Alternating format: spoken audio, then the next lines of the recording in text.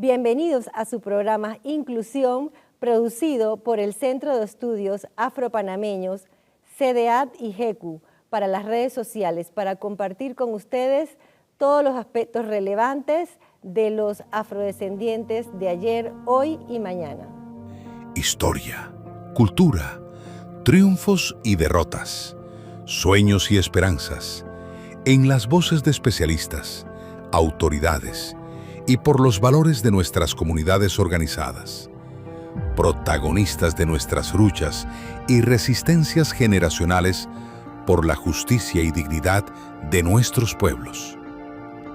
Hace más de 2 décadas, nuestro país ha propiciado una pausa en su rutina diaria para que todos reflexionemos, valoremos y compartamos el significado de la presencia de África en nuestra formación, desarrollo, progreso e identidad de nuestra existencia como nación.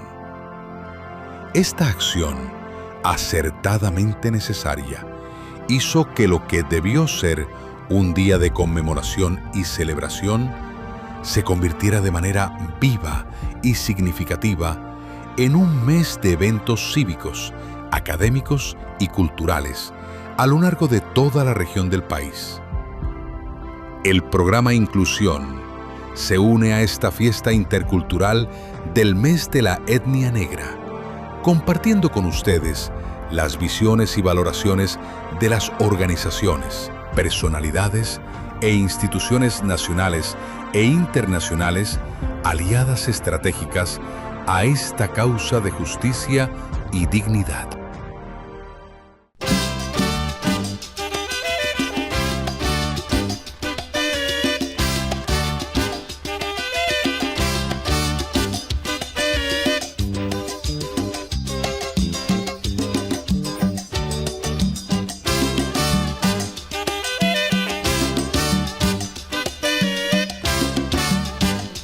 Saludos a todas las personas que nos siguen por el YouTube de CDAD.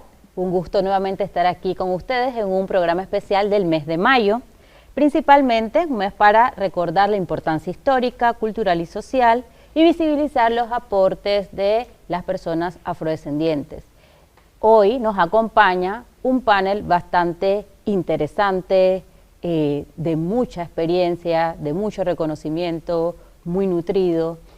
Y nos va a estar acompañando y hablando sobre la importancia del mes de la etnia negra, nuestra querida Verónica Ford, creo que lo pronuncié bien, si no me corrigen, de Sociedad de Amigos del Museo Afroantillano de Panamá, SAMAT, el compañero Enrique Sánchez de la Cooperativa de Servicios Múltiples Afropanameñas, tenemos a el compañero Francisco Knight de Fundación Wake Up, tenemos también por este lado a nuestro querido profesor Gerardo Maloni del Foro Afropanameño. Lo habíamos extrañado mucho. Gracias por estar. Sí, claro. Así que no se nos vaya. Y tenemos también al profesor Eldis Barner de la Universidad de Panamá, decano de Ciencias Agropecuarias, y a nuestra querida Verónica Wharton Thor de Senadad. Entonces, hoy vamos a tener una conversación bastante interesante entre la academia, entre una institución, entre las organizaciones. Así que vamos entonces a aperturar el espacio y saber por qué es importante el mes de la etnia negra. Así que abrimos el escenario un poco por acá, por nuestra querida Verónica. Buenas tardes a todos. Para mí y la Sociedad de Amigos del Museo Afroantillano de Panamá, SAMAP, es importante el mes de la etnia negra porque es una forma de demostrar, de compartir, de promover nuestras contribuciones como afrodescendientes, todo lo que hicieron nuestros ancestros y todo lo que estamos haciendo nosotros todavía y lo que falta por hacer. Es una forma de que nuestra historia pase de una generación a otra y que nuestros niños y nuestros jóvenes puedan crecer siendo orgullosos de lo que son y que puedan poder compartir con otros el orgullo de ser negro, de ser afrodescendiente, de saber todo lo que contribuyeron sus ancestros, porque nadie puede llegar a donde quiere ir si no sabe de su historia. Muy bien. ¿Quién sigue? Yo creo que un aspecto importante es un poco situar el contexto histórico-social en que surge esta iniciativa ya hace 20 años, ¿no? 20 años, que fue el Día de la Etnia Negra. Lo paradójico fue que esta iniciativa de dedicar un día para resaltar la presencia y contribución de uno de los componentes étnicos y culturales que forman la nación panameña, fue generado durante el gobierno de la presidenta Mireya Moscoso. Y lo paradójico es que la presidenta Mireya Moscoso, todos sabemos, que era la esposa de aquel señor que en la presidencia generó esa constitución que habla de raza e inmigración prohibida, ¿no? Estaban los hindustanes, los chinos y los afroantillanos, y que hubo todo un periodo en donde la política discriminatoria se hizo política de Estado. Fue por primera vez que el Estado asumió una posición frente al tema de tipo racial, y lo asumió de la manera más contundente, que era a nivel constitucional. Interesante que esa constitución fue aprobada en un plebiscito. No fue que además de la discusión que hubo en la Asamblea, los diputados en ese momento, eso fue llevado a un plebiscito, y la diferencia de quienes se opusieron fue realmente reducido, mínimo. Entonces fue el señor Clara Richard de Barú el que llevó la iniciativa en ese momento la jefa de bancada de los arnulfistas era Gloria Young. Y también interesante que fue Osman Gómez, que también era el diputado, por Barú, el que llevó la iniciativa a la asamblea que fue aprobada. Creo que había en ese periodo, estamos hablando de los 90, ¿no? Había una especie de resurgir del panafricanismo, y en casi todos los países de América Latina, Centroamérica y el Caribe, se estaba dando un resurgir de un movimiento continental a nivel de los afrodescendientes, que había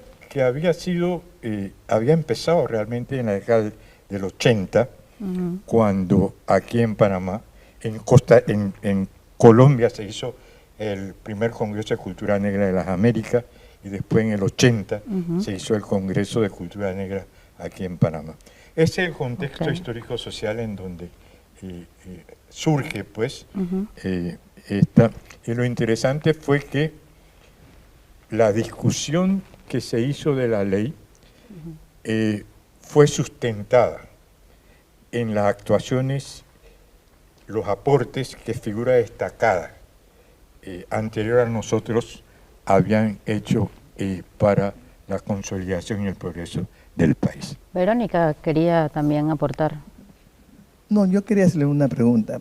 ¿Por qué mi mamá y mi papá querían tanto a Arnulfo? No lo entiendo. Okay. No, de verdad. Con todo lo que él hizo. ¿Por qué?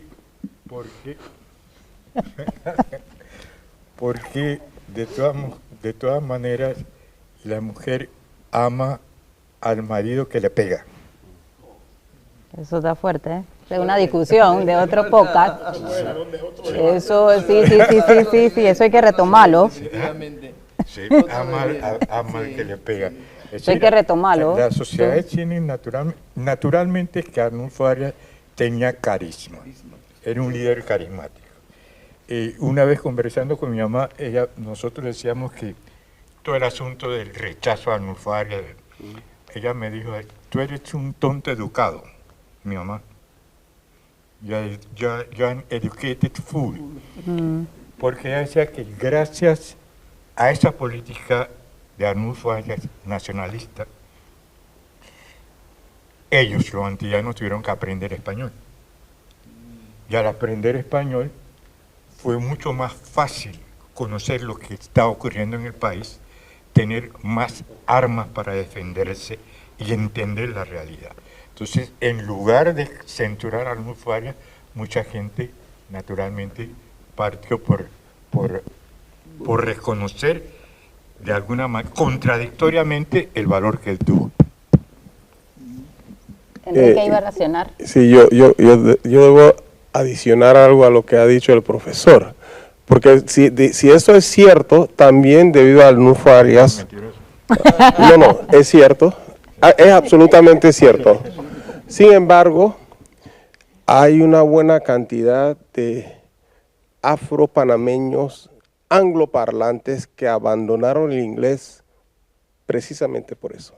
En lugar de aprender el español y preservar el inglés, abandonaron el inglés, y eso ha sido un costo económico al país, porque el inglés es un recurso que beneficia al país. El ser bilingüe beneficia al país. Una ventaja Y comparativa. exactamente, y nos pone en una situación de ventaja competitiva, económica comparativa. Así que realmente hubo de lado y lado. Pero sí es cierto, yo conozco afros, y estoy hablando de afropanameños en general, sino afropanameños, afroantillanos, que eran partidarios de Arnulfo Arias. Son minoría, pero existen. Y no voy a mencionar nombres para no... Herir susceptibilidades. pero sí los conozco, y los conozco bien, y algunos eran amigos míos, y yo he tenido muchas discusiones con ellos, porque realmente yo creo que lo que él hizo no cabía en este país, donde la minoría siquiera sabe de a qué etnia pertenece.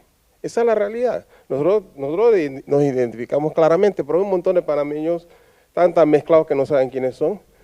Todos ellos, incluyendo a Arnulfo Arias, hubiera sido negado por Hitler, porque él no es ario. Hitler tenía una definición muy estrecha de quiénes eran arios y quiénes eran la raza superior. Incluso excluía a la mayoría de los blancos, para que la gente entienda bien eso. Y Arnulfo Arias es un mestizo panameño. Digo, pero regresando a mi tema, yo vengo aquí, el profesor me apasionó con esto, ¿no? Yo he venido aquí porque en representación de la Cooperativa de Servicios Múltiples Afropanameña. Nosotros somos realmente una expresión de la Federación Foro Afro-Panameño, porque cuando estuvimos formulando el plan de inclusión de los afros, determinamos que era necesario que nuestra gente contara con una institución económica propia, financiera económica propia. Así que planteamos desde hace casi 20 años la necesidad de tener algo como un banco, una cooperativa, y como las barreras para formar un banco son realmente extraordinarias, requieren muchos recursos, no así la formación de una cooperativa que, si se desarrolla bien, puede hacer mucho de lo que hacen los bancos.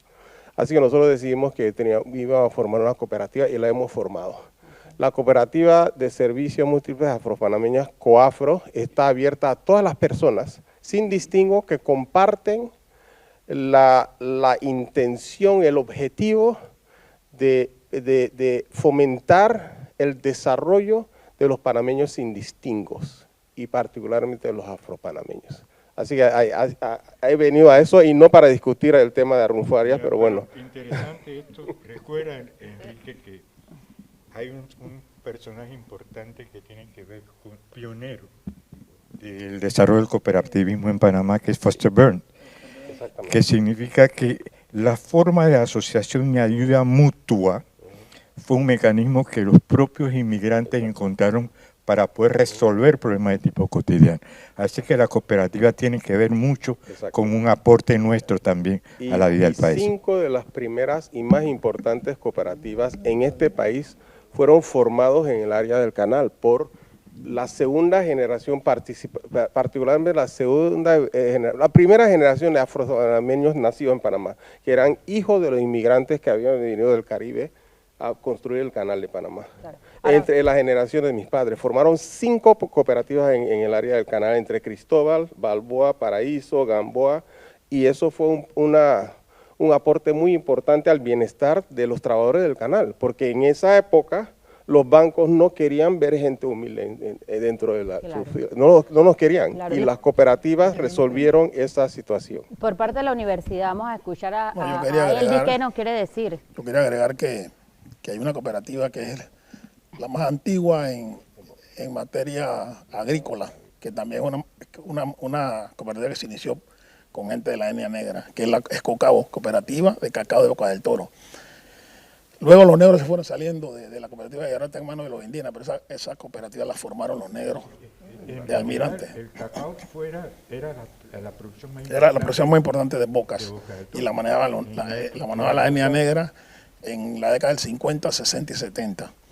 Luego, por lo que siempre ocurre, los hijos se fueron desplazando hacia otros lares y la cooperativa hoy día está en manos de las comunidades indígenas. Pero es bueno que se sepa que la primera cooperativa de carácter agrícola que se hizo en el país la hicieron los negros en Boca del Toro.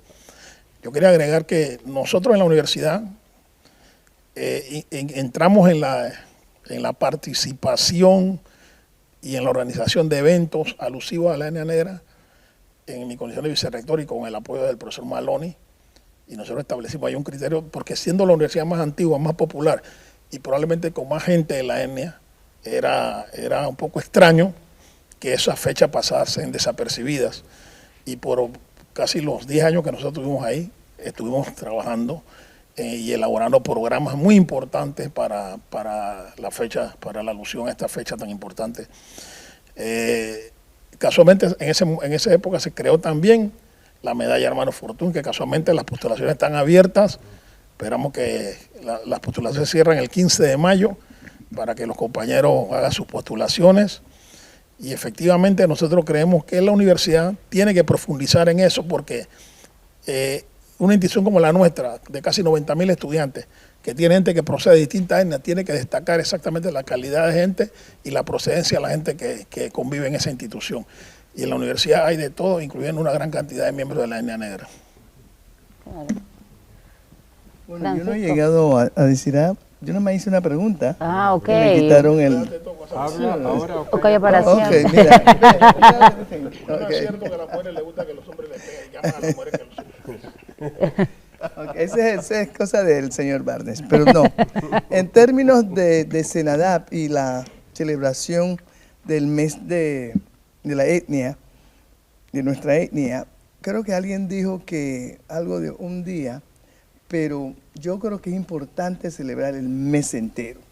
¿Y por qué? Porque ese mes cuando hay más personas fuera de nuestra etnia que están participando. Y si nosotros vamos a divulgar, por ejemplo, Senadap, lo que es Senadap y lo que hace, los 22 objetivos que tiene y cosas así, este es el mes para decirlo. Este es el mes para divulgarlo, para que todos sepan y también para que las personas de la etnia sepan que hay una secretaría de parte para servir para ellos. Por eso es importante. Francisco. Saludos a todos. Interesante conversar sobre el mes que oficialmente, legalmente tenemos un día. Legalmente no tenemos un mes y hay que trabajar en eso. Pero lo importante también que llega el mes de mayo y empezamos a ver personas que se visten de los atuendos afro, hablan de la comida y los bailes, pero lo que menos se oye es la historia. Y al conversar con personas y estudiantes, esa historia nuestra, no solamente la historia afrocaribeña, pero también la historia afrocolonial, no se sabe. Yo recuerdo visitar una escuela que nos habían invitado y los estudiantes todos tenían sus puestos representativos de distintas áreas y provincias de Panamá. Y había un grupo que eran 3 estudiantes en cada puesto, y este grupo tenía fotos e imágenes relacionadas al canal. Y yo les pregunté a uno de los estudiantes cuándo llegaron las personas de afrodescendencia a Panamá. Y la respuesta era que llegaron durante la construcción del canal. ¿Ves? Y estos eran estudiantes de cuarto, quinto, sexto grado. ¿Ves?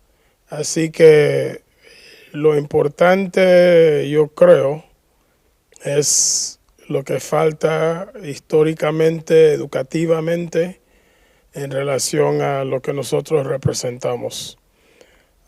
Por medio de Fundación Wake Up y un profesor que se ha mudado de los Estados Unidos a Panamá, estamos trabajando en un proyecto que posiblemente ayuda un poco en el sistema educativo.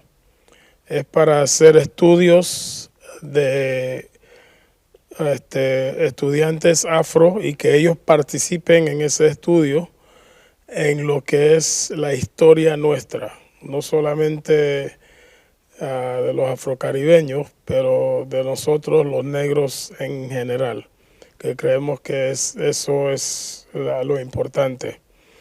Hablamos un poco de lo que es el inglés y sabemos que muchos de los estudiantes y los hijos descendientes nuestros no hablan el inglés no porque ellos no quieren, pero muchos de los abuelos y parientes pensaban que era mejor que se olvidaran del inglés, que le iba a salir mejor hablar español.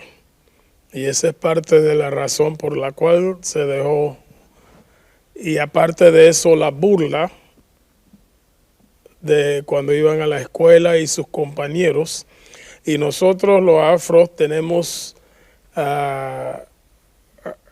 algo malo que hacemos, que nosotros rápidamente nos adaptamos a las culturas y los hechos de otras culturas fácilmente, y nos olvidamos por acá quieren reaccionar. Un poco el nuestro. Yo encontré la manera personal de poder superar la burla que había en la escuela. Y la manera en que yo encontré era sacar siempre la calificación más alta para que mi mamá no me tuviera que regañar delante de los otros, porque el tema era que si estaba fracasado es que tu mamá te regañaba y te regañaba. When you come to the house and cut your ass. And cut your teeth, now you're right.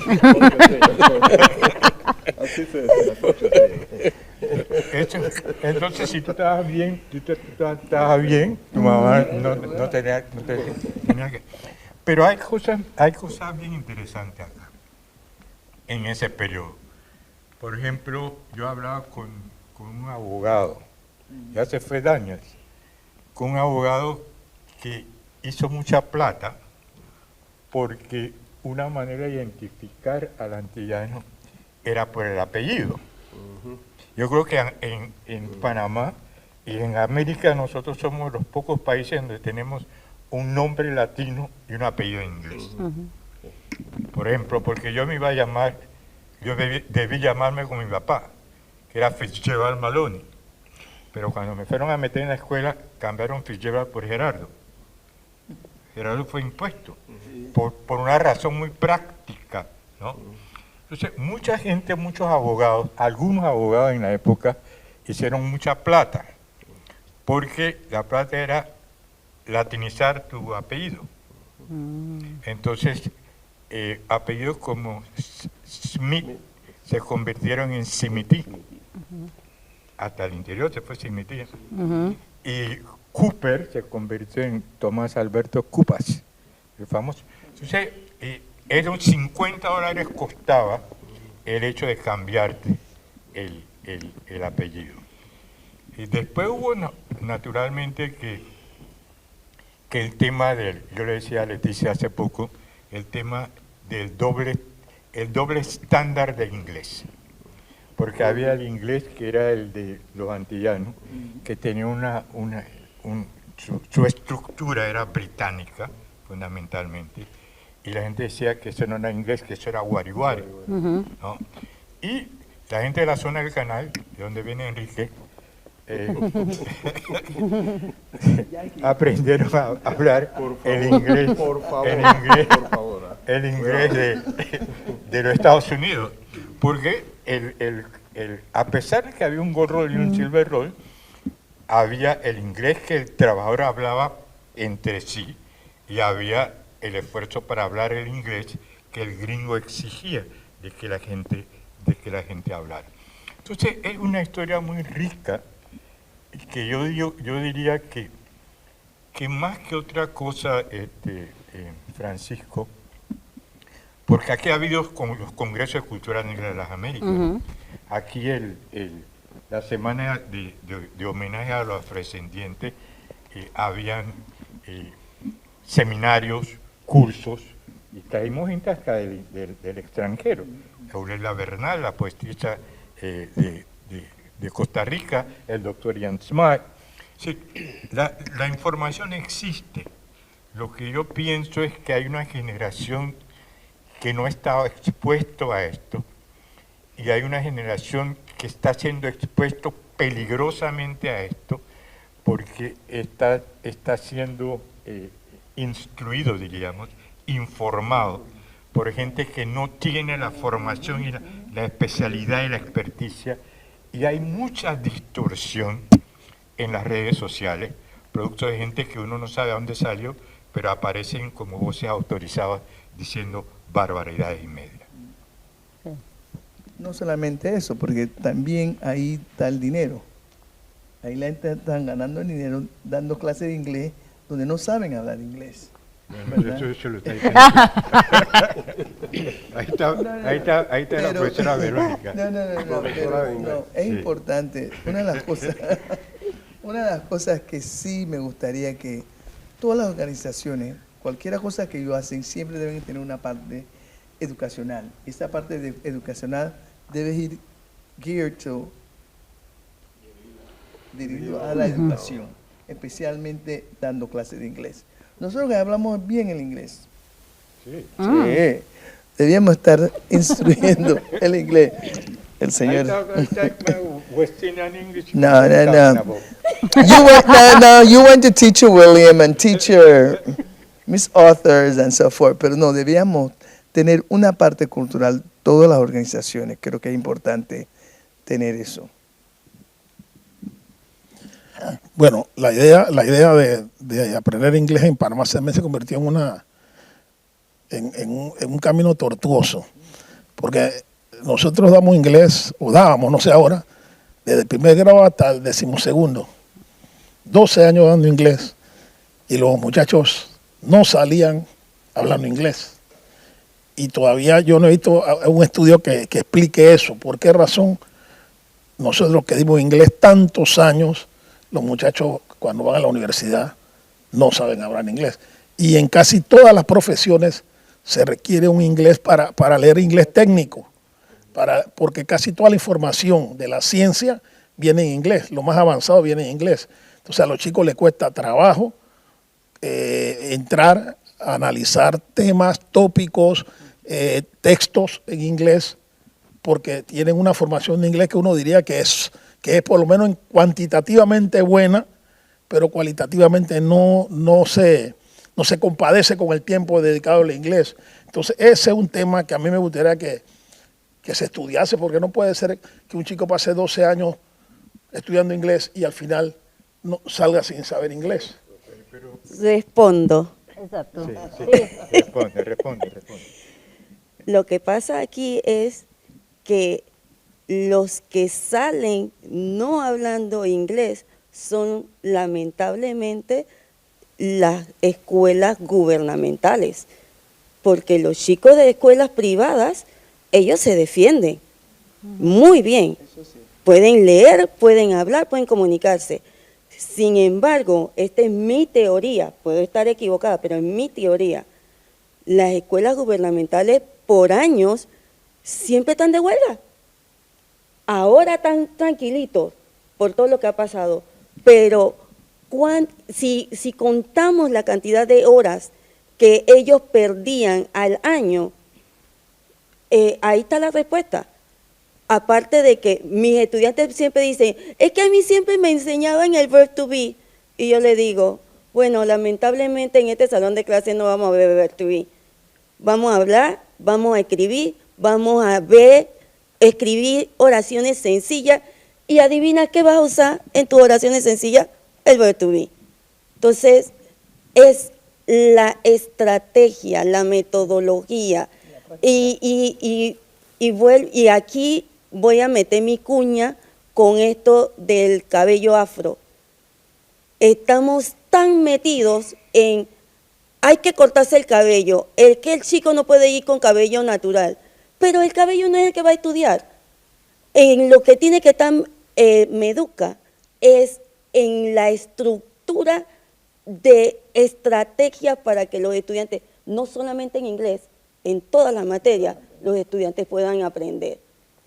Cómo yo como docente me preparo para que todos mis estudiantes, porque no todo el mundo aprende escuchando, no todo el mundo aprende que tú le escribas, tienes que combinar todas las estrategias del aprendizaje, porque en un salón de clase vas a tener gente que te va a aprender haciendo, te va a aprender bailando, te va a aprender cantando. Entonces, toda esa estrategia tú la tienes que utilizar para que tu estudiante al final pueda proceder y pueda utilizar lo que tú le estás enseñando.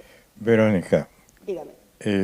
¿A dónde queda todo este discurso que hemos estado aquí ensayando con la tecnología? Si hoy en día tú puedes traducir de manera artificial las cosas, el idioma. Entonces, ¿a dónde está? ¿A dónde está? Y yo llamo un poco la atención sobre eso porque me gustaría un poco dar el giro, dar un giro a esta cosa del mes de la etnia negra, los propósitos y los objetivos.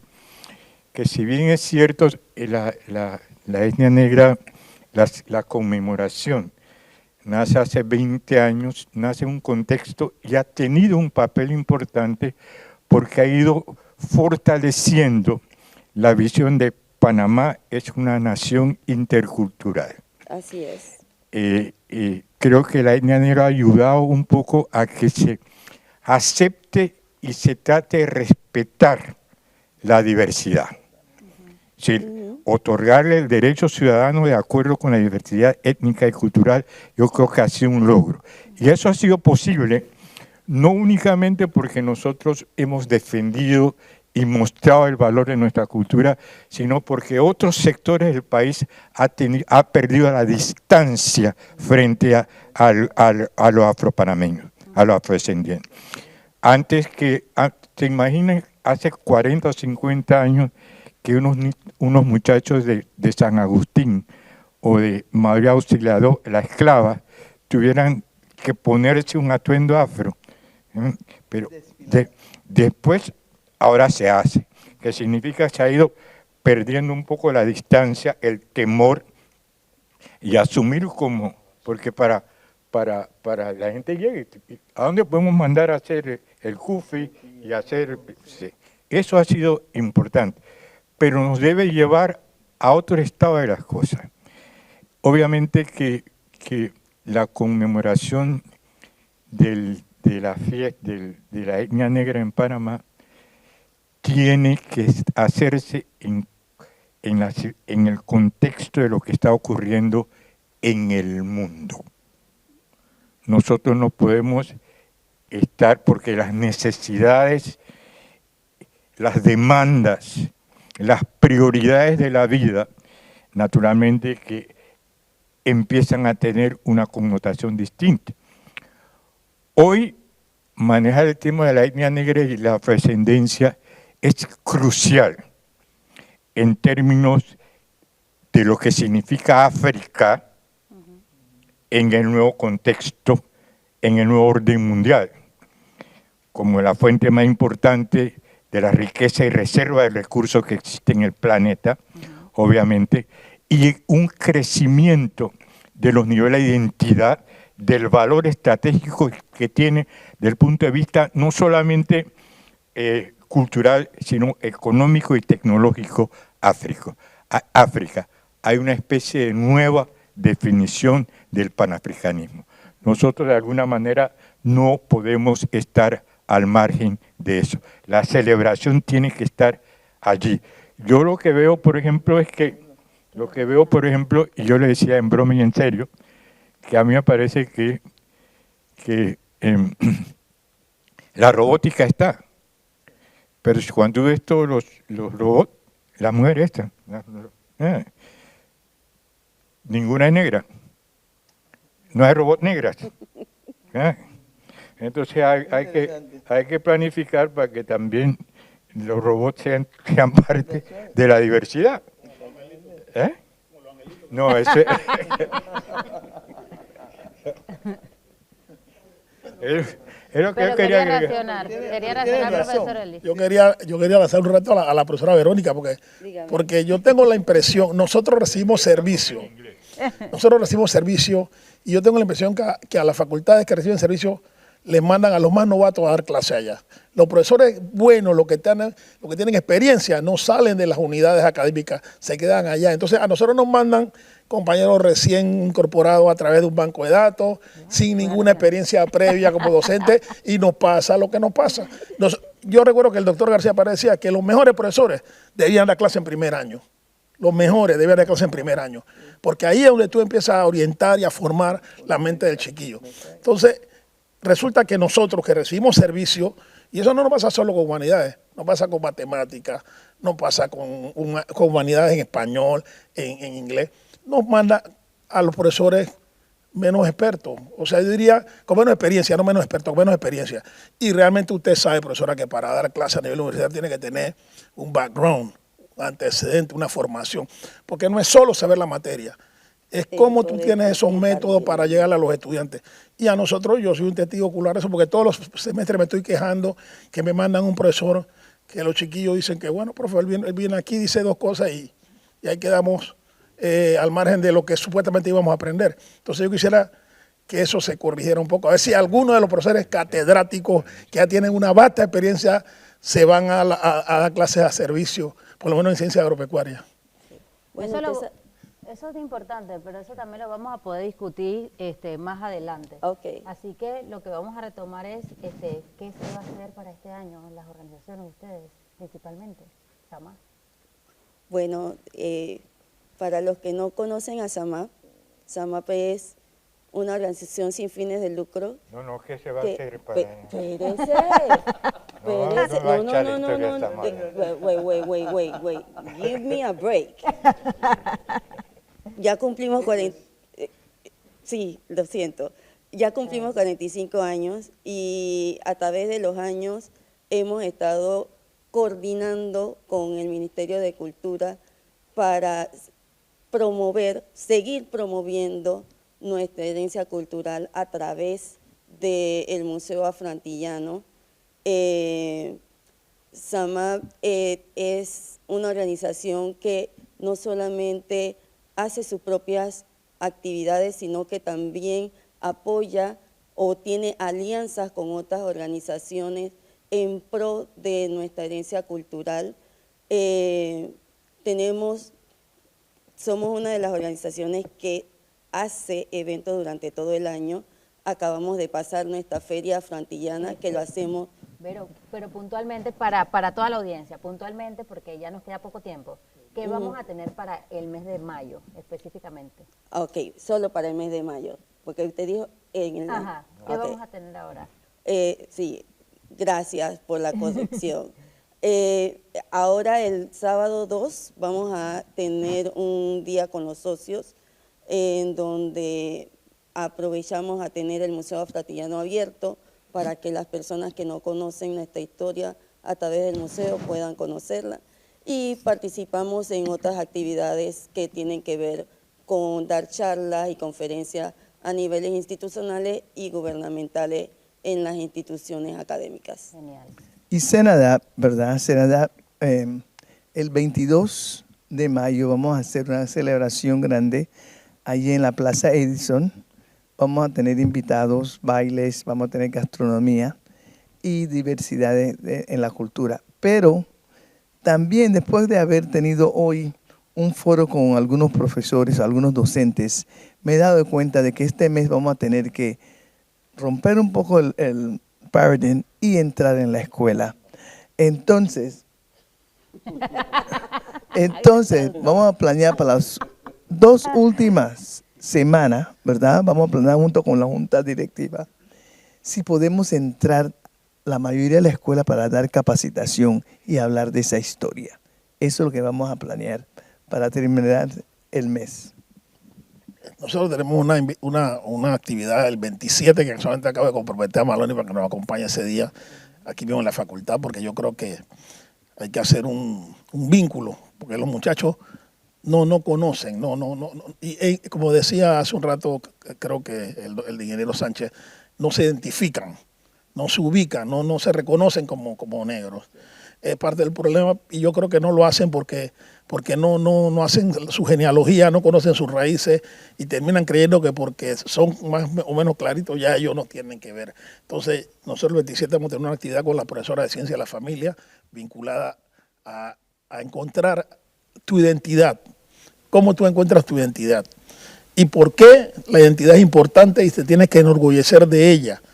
Porque parte del problema es que aquí también se le ha hecho creer históricamente a la gente de la etnia negra que tienen una condición de inferioridad con relación a otros, lo cual no es cierto y hay que trabajar duro en eso. ¿Cuándo van a entregar la medalla? La medalla la entregaremos nosotros después de, se coge el 15 de mayo se cierra la postulación para la medalla Armando Fortún y después nos toca a nosotros organizar la entrega de la medalla, conjuntamente con el vicerrector Ricardo Jim. ¿Qué día se cierra? El 15 de mayo. Las propuestas están abiertas, tienen que lanzar sus candidatos. Ya está de Verónica. Yo no me puedo postular, y alguien me tiene que postular. Exacto. ¿Ustedes van a hacer algo? La Fundación Wake Up en sí no tiene actividades. Lo va a apoyar. Yo me jubilé de actividades de la etnia negra en el 2019. Pero vamos a participar en el evento en Puerto Armuelles en honor a Clara Richards, que allá van a nombrar una calle en honor a él. Para los que no saben, ahora mismo Clara Richards está en un asilo. Sí, él ya no puede andar así como antes, está bajo cuidado de personas en este asilo. ¿Qué día va a ser solamente para para allá voy. Y eso es el 16 de mayo y es en Puerto Armuelles.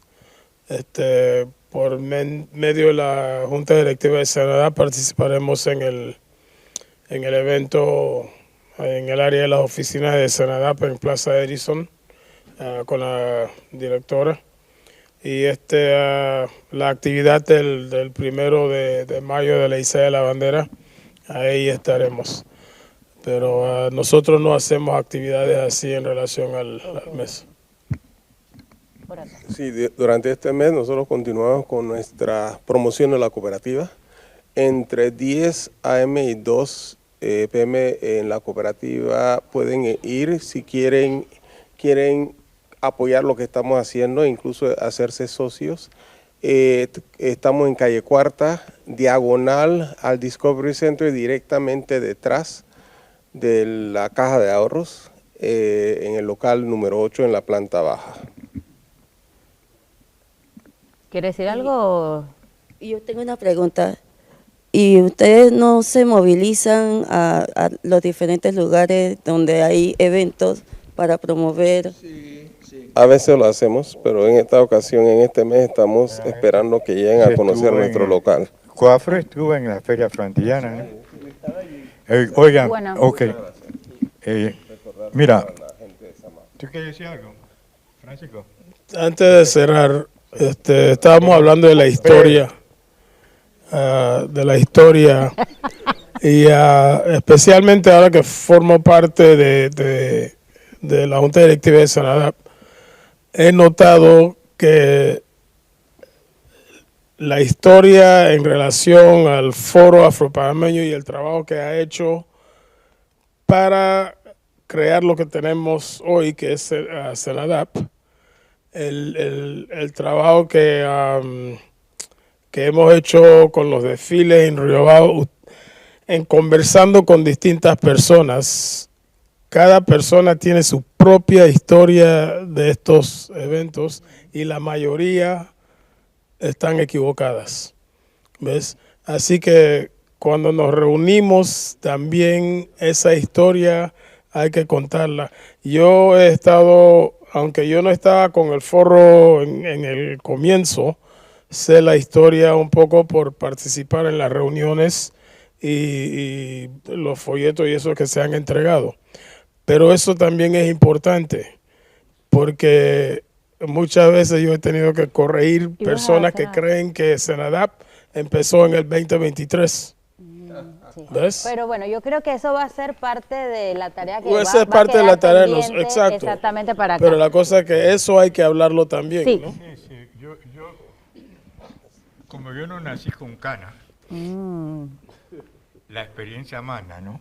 Entonces yo creo que lo importante no es aclararle las cosas a la gente, sino llegar a resultados que sean las que le aclaren las cosas a la gente. Entonces, nosotros cuando peleamos por Senadap, cuando se hizo el esfuerzo para que los presidentes se comprometieran a este tipo de acción de garantizarnos a nosotros por derecho un espacio dentro del Estado panameño, era con el propósito realmente de que al final la población negra tuviese una silla en la mesa de decisiones en este país. Y eso obviamente que es parte del objetivo central y que nos debe ir preparando para que en la elección del 29,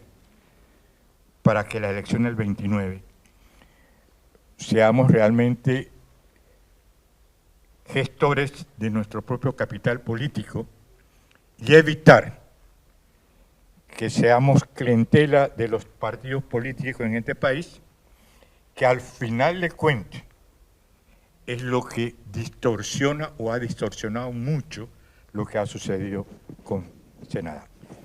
Yo creo que en la medida en que nosotros, no es un tema de autonomía únicamente institucional, es un tema de autonomía como sector social, con derechos propios, con una visión propia, ¿no es cierto?, que hay que consolidar.